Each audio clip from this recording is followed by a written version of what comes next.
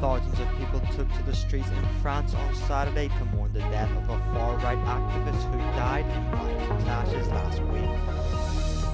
US President Donald Trump has increased global tariffs from 10 to 15% after a Supreme Court decision struck down his sweeping import taxes. Hezbollah says 8 of its members were killed in Israeli airstrikes on the eastern Lebanese region of Baalbek on Friday. 3,200 people took to the streets in the French city of Lyon on Saturday to mourn Quentin Durand, the 23-year-old far-right nationalist who died during clashes between political activists last week.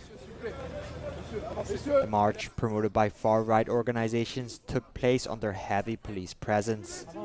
Je voulais honorer la mémoire de Quentin. Je voulais marcher avec toutes les personnes qui sont révoltées comme je le suis. Parce que c'est totalement anormal que quelqu'un soit lynché, un jeune homme, mais n'importe quelle personne, lynché comme ça au sol, de façon plus que violente. 7 people now face charges of intentional homicide. Among the suspects is a parliamentary aide linked to the far-left party, François Baud.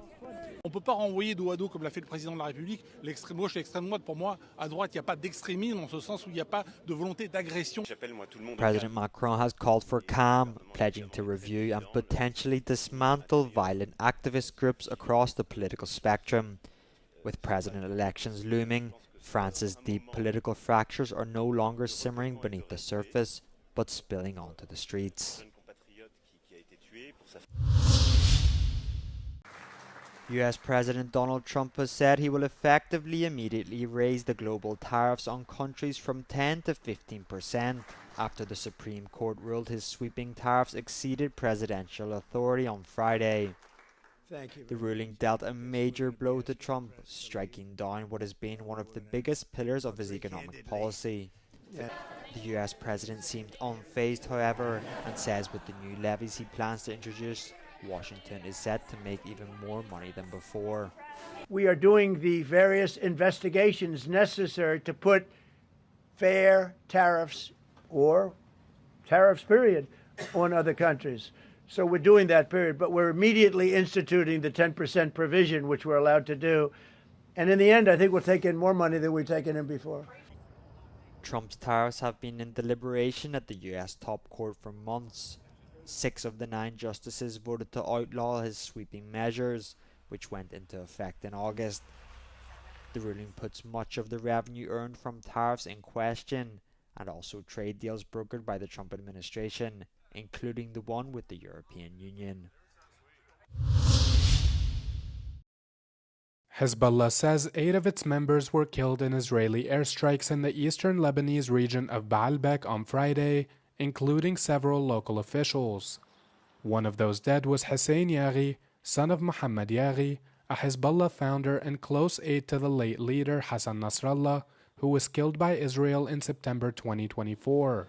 Israel also confirmed on Saturday that its strikes had eliminated several Hezbollah members in what it says were 3 command centers in Baalbek.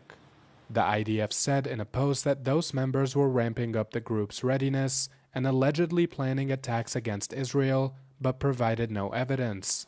Lebanon's health ministry earlier noted that 10 people were killed in the strikes, including 3 children, and a further 24 people were wounded.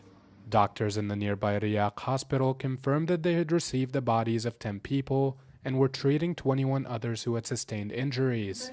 Hospital officials said that 2 of those killed and 5 of the injured were foreign nationals from Syria and Ethiopia.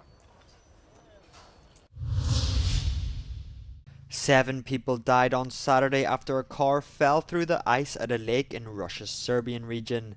They were all tourists from China.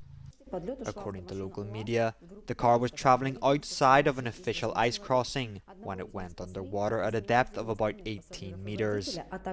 Only 1 tourist managed to get out. The driver and 7 others died, including a couple with a 14-year-old child. In winter, Lake Baikal becomes a popular tourist destination. However, ice thickness can change dramatically due to wind, currents, and high temperatures.